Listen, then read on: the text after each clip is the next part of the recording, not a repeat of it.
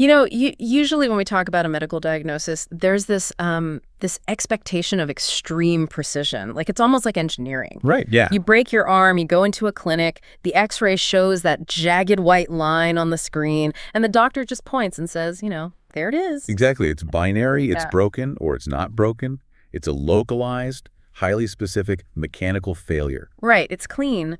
But then you start looking at historical medical mysteries, specifically around oncology, and suddenly that x-ray machine is, well, it's pretty much useless.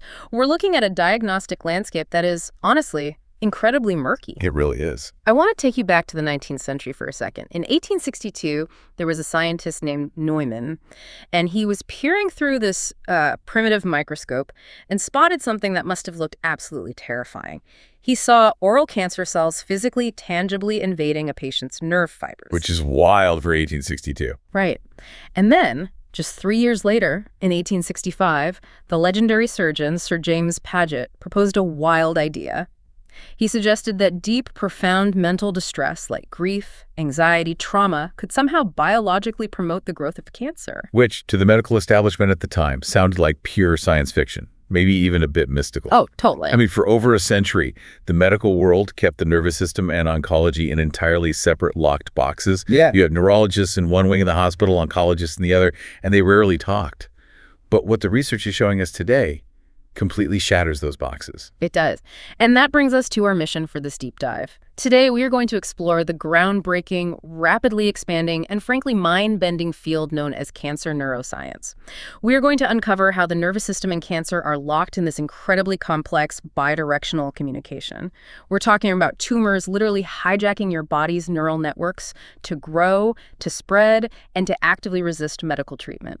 To really grasp the gravity of this, you have to let go of the idea that cancer is just a lump of mutated, malfunctioning cells. It's much smarter than that. Biologists often describe cancer as a wound that never heals. A wound that never heals. Exactly. Essentially, the tumor is reactivating the deep, primal developmental programs of whatever organ it started in. Now, think about the nervous system. It is incredibly powerful. It drives normal tissue development, it manages stem cell growth, and it orchestrates wound healing. Okay. What cancer has learned to do is subvert those incredibly robust, growth-promoting neural signals for its own malignant expansion. Okay, let's unpack this. Because if you're telling me that tumors are somehow hijacking our neural signals, my first question is how on earth are they actually communicating?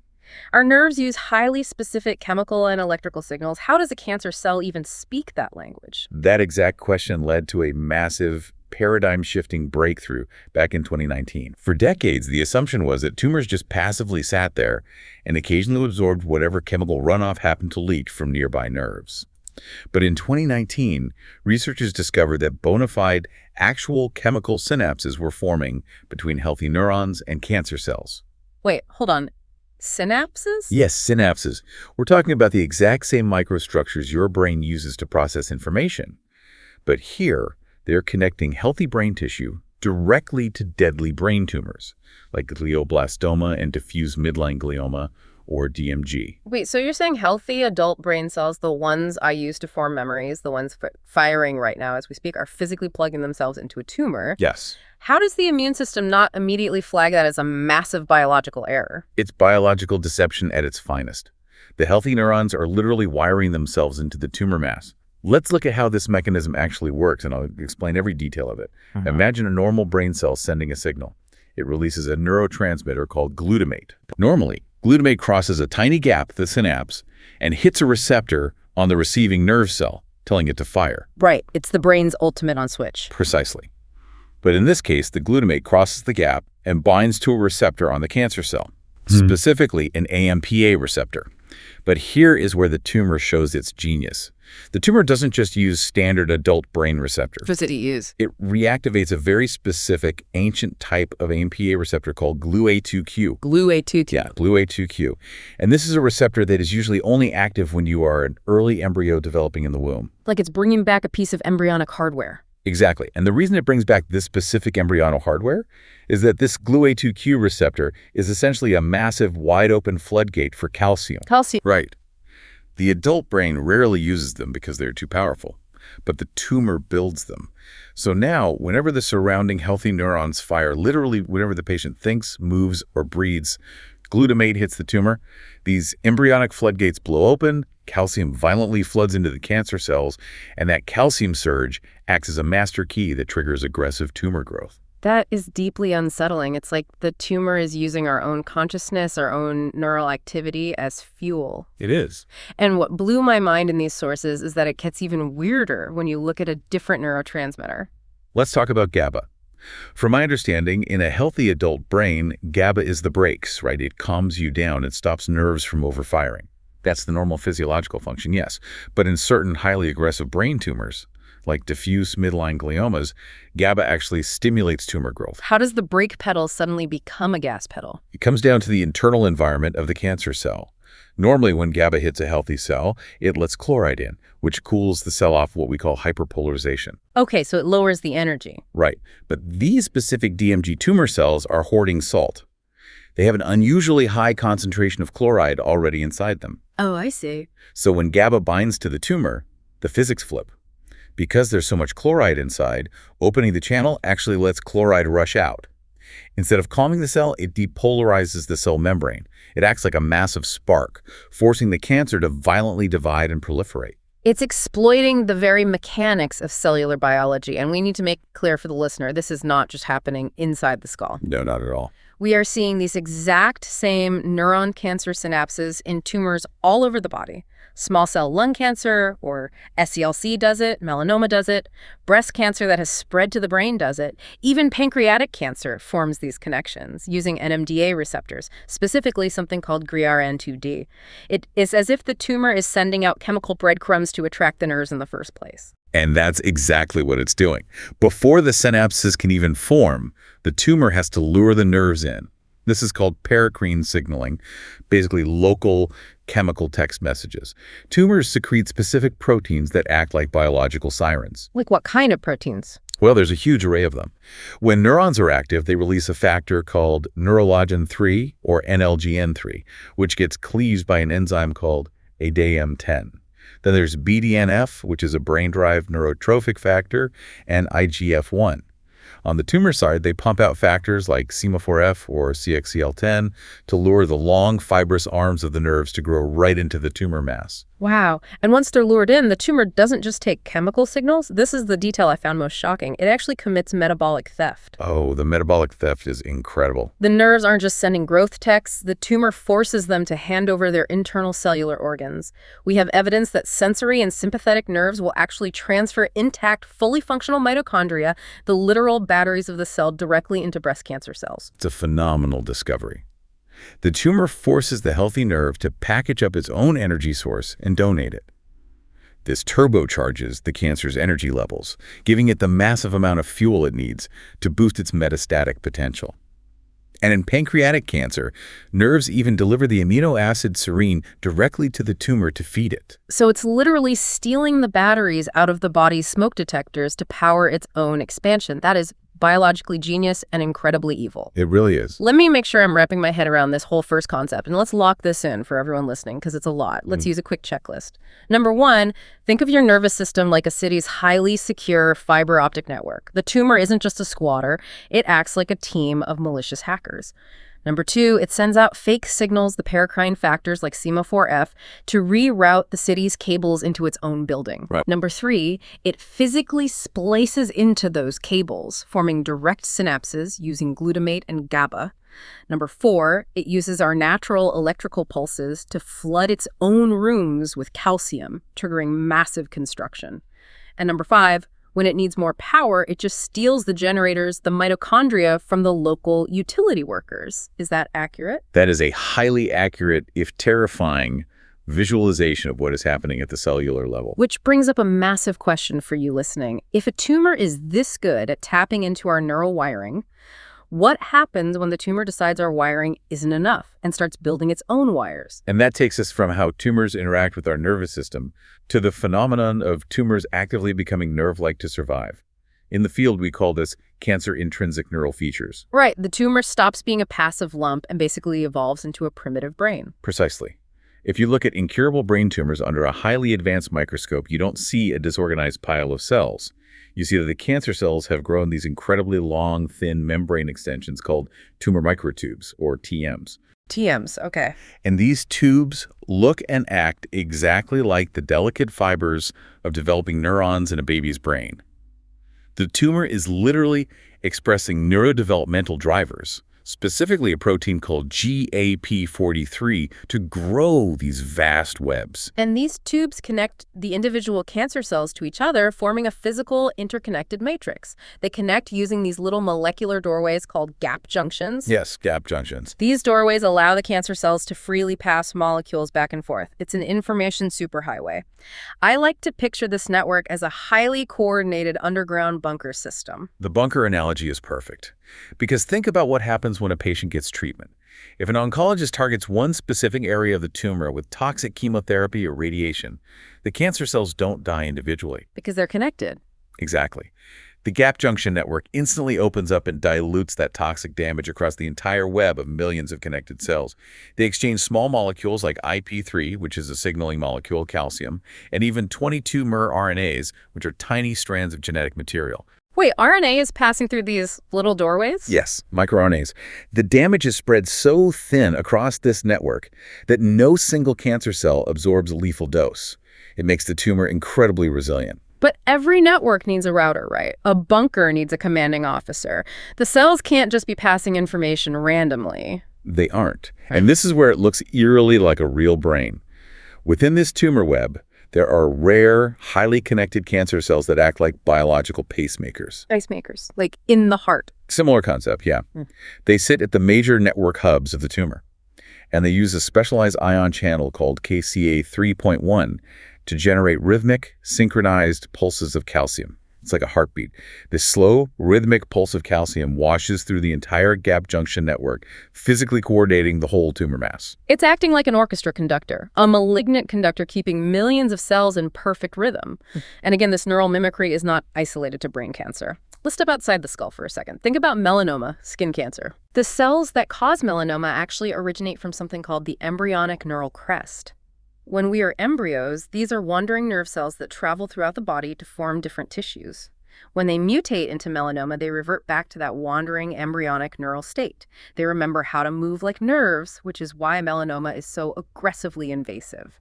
We see a similar terrifying adaptation in non-small cell lung cancer, or NSCLC. These tumors can start synthesizing and secreting their own GABA neurotransmitters. They don't even need to hack our nerves anymore. They produce their own GABA to stimulate tumor growth via a pathway called beta-catenin. They feed themselves in a closed loop. And perhaps the craziest example in the research, small cell lung cancer, SCLC. These tumors have subpopulations of cells that are electrically active. Literally generating electricity. Yes, they use voltage-gated ion channels to generate actual electrical action potentials, the exact same electrical zaps that your brain cells use to process the words I'm saying right now. And the normal, non-electrical cancer cells around them actually act as support staff, feeding them nutrients just to keep them firing. It behaves as a completely self-sustaining, electrically active tumor organism. So let's pause and digest this. Let's recap the brain building. Point 1, the tumor builds an underground bunker system of microscopic tubes, those TMs, with GAP43 to share and dilute chemotherapy. Point 2, it has pacemaker cells using KCA3.1 to act like conductors, using a calcium heartbeat to keep the tumor synchronized. And point 3, peripheral tumors in your skin or lungs revert to wandering nerve cells or even generate their own action potential. Exactly. You're probably wondering, if you're listening to this and picturing a massive electrically charged construction project happening inside a patient, how does our actual immune system, which is designed to kill anomalies, not notice this massive construction project? That is the crucial pivot in this deep dive. How does it hide? The answer is that the tumor uses its newly built neural connections to actively drug your immune system into a coma. This brings us to neuroimmuno-oncology. So it's not just hiding, it's actively suppressing the body's security guards. How does it pull that off? It starts with your pain receptors, what we call nociceptive nerves. When a tumor starts growing, it causes pain. But the tumor actually hacks these pain nerves, particularly the ones located in the tumor-draining lymph nodes right next to the tumor. Okay. It forces those pain nerves to release a specific, highly potent calming protein called CGRP. When CGRP floods the local area, it acts like a massive biological cloaking device. It completely paralyzes the local immunity, blinding it to the cancer's presence. And it doesn't just use pain nerves. It hacks the fight-or-flight system, too, the sympathetic nervous system. Yes. The tumor forces your fight-or-flight nerves to constantly release stress signals into the tumor microenvironment. Specifically, it uses beta-1 adrenergic signaling. Now, your body's primary cancer-killing assassins are called CD8-positive T cells. Right, the T cells. When these CD8-positive T cells are constantly bombarded by these beta-adrenergic stress signals, they enter a biological state, literally known as exhaustion. They just give up and stop fighting. Furthermore, cells in the tumor called cancer-associated fibroblasts, or CFs, secrete a protein called SLIT2, which attracts even more nerves to the area to keep the cycle going. Okay, so the local area around the tumor is essentially secured. The security cameras are cut, the guards are exhausted. But we know cancer patients don't just feel sick in one localized spot. They feel systemically, profoundly exhausted.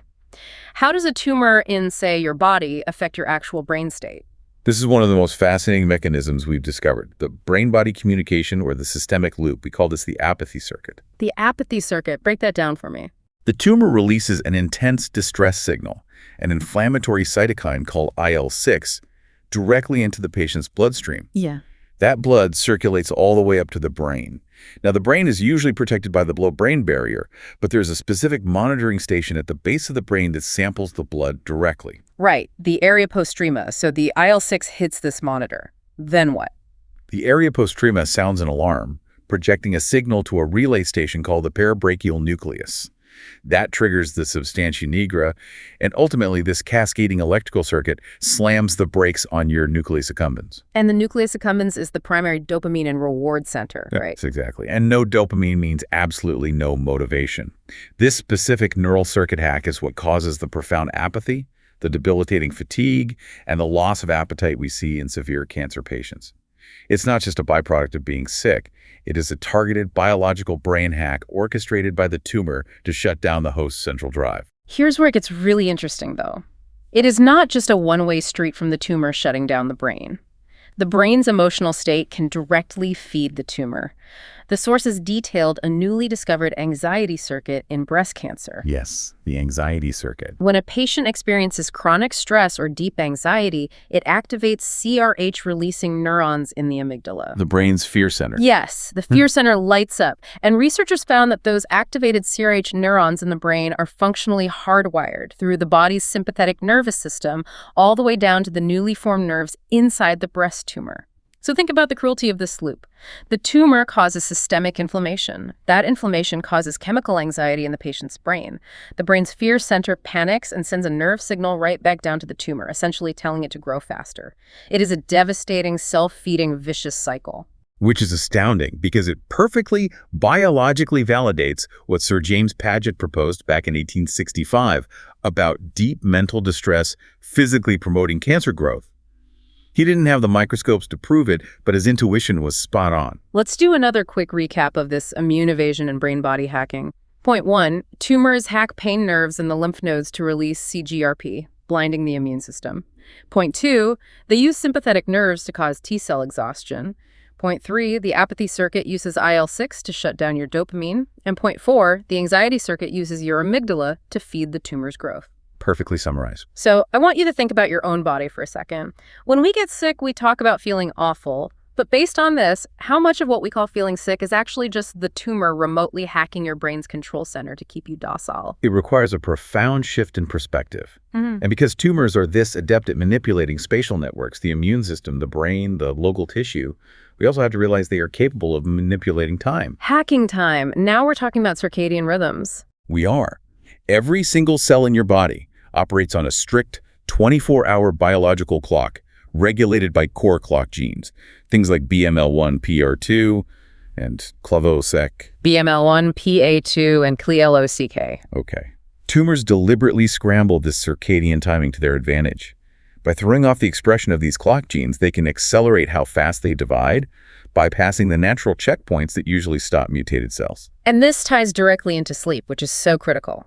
When a tumor or the sheer stress of the diagnosis disrupts a patient's sleep architecture, it keeps that fight-or-flight nervous system constantly elevated. Exactly. This chronic sleep loss physically kills off a specific type of immune cell called a natural killer cell, or NK cell, via that beta-adrenergic signaling.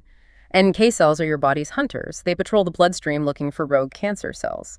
Less sleep means fewer NK cells, and fewer hunters leaves the door wide open for the deadliest phase of cancer. Metastasis. Metastasis, when cancer spreads from the primary site to distant organs, is responsible for the vast majority of cancer mortality. And we now know nerves physically drive this process too. How exactly? In breast cancer, for example, the cancer cells express an axon guidance receptor called ROBO1. ROBO1. Yes. And when they were ready to spread, they force nearby healthy endothelial cells, the cells that make up your blood vessels, to produce a ligand called SLIT2. This interaction causes the cancer cells to intravasate, meaning they physically squeeze into the bloodstream and travel anywhere in the body. Let's drill down into that because I want to understand the exact downstream cellular mechanism. When that nerve signal hits the cancer cell and depolarizes it, when it causes that massive flood of calcium we talked about earlier, what is actually happening inside the cell to make it so dangerous? To put it simply, that calcium acts like a master key for the cell software. When the calcium transients occur, they activate specific downstream pathways. In pancreatic cancer, it activates YAPTAZ and CREB pathways. In epithelial cancers, it's the CAMP-PKERK pathway. In gastric cancer, it activates PI3K-AKT. That's a lot of pathways. It is, but what they all have in common is that they fundamentally alter the cell's metabolism and DNA packaging. They cause histone acetylation and demethylation. So it's literally rewriting its own genetic software. Yes, through epigenetic remodeling. It strips away the cell's original identity. We call this lineage infidelity. The cancer cell forgets that it was ever a breast cell or a lung cell. It strips away all its specialized traits and becomes a highly aggressive, adaptable, blank slate stem cell. And in that stem-like state, it is nearly unstoppable. Okay, let's step back and look at the big picture with one final recap. Point 1. Tumors hack our biological clocks using BML1 and PR2 and use sleep deprivation to kill off our NK immune hunters. Point 2, they use receptors like ROBO1 to force blood vessels to open up so they can escape into the bloodstream. And point 3, calcium floods activate downstream pathways like APZ, rewriting the tumor's DNA so it forgets its identity and becomes a deadly stem cell. That's the mechanism in a nutshell. We have just outlined a terrifying enemy that manipulates space, time, and our own neurology. But the real question for you listening is, how do we use this incredible knowledge to strike back? This is where the story turns hopeful. All of this basic science has birthed a massive new therapeutic pillar called neuroscience-instructed cancer therapy, or NiCT. NiCT. Right. The logic is simple. If we know that tumors absolutely rely on nerves to grow, to survive the immune system, and to spread, we can simply cut the communication lines. And what's amazing is that we don't necessarily have to wait a decade for scientists to invent brand new drugs. We can use repurposed drugs that are already in the pharmacy. Take gabapentin, for example. Yes, gabapentin is a great example. It's a very common, very safe anti-epileptic drug used to treat nerve pain and seizures. It works by blocking a synaptogenic factor called thrombospondin 1. Researchers are finding that by giving gabapentin to brain tumor patients, we can literally disrupt the tumor nerve synapses. We cut the wire. Exactly. We are also running trials with beta blockers, like propranolol. Millions of people take beta blockers every day for high blood pressure or performance anxiety. Since we know that tumors rely on sympathetic fight-or-flight nerves to exhaust the immune system and pry open blood vessels for metastasis, giving a patient a beta blocker puts a biological mute button on those nerves, stopping the spread. And we can even use the tumor's time hacking against it with chronotherapy. If doctors map a patient's circadian rhythms, they can time the delivery of chemotherapy or immunotherapy to the exact hour when the tumor's defenses are mathematically weakest and the patient's immune system is most active. You maximize the killing power while minimizing the toxic side effects. It's all about using the tumor's network against itself. So what does this all mean? I think it means we have to radically change our definition of what cancer actually is. It is not an isolated, rogue lump of mutated tissue sitting passively in the body. It is a systemic, electrically active tumor organism. It weaves itself into your nervous system. It fires action potentials. It steals your cellular batteries. It paralyzes your immunity, and it manipulates your brain's reward and fear centers. It is a profound realization, and yeah, slightly terrifying. But by understanding the tumor as a highly connected neural organism, we expose a massive new vulnerability. It means we don't just have to poison the physical mass, we can actively jam its communications. We can treat the electrical and chemical network. Which leaves me with one final mind-bending thought for you to take away. We now know objectively that the brain's emotional states like chronic anxiety or deep stress can biologically feed a tumor through hardwired neural circuits. If that is biologically true, could the future of cancer treatment include targeted psychological therapies? That's the million-dollar question. Could an oncologist one day prescribe virtual reality meditation or neuromodulation techniques like stimulating the vagus nerve to physically alter your brain states and literally think a tumor into starvation? It is an incredible frontier, and the science suggests it's entirely possible. Think about that today. How your thoughts, your daily stress, and the sheer electrical power of your nervous system are actively shaping your physical health all the way down to the cellular level. Thank you for taking this deep dive with us today. Keep questioning, keep exploring, and we'll see you next time.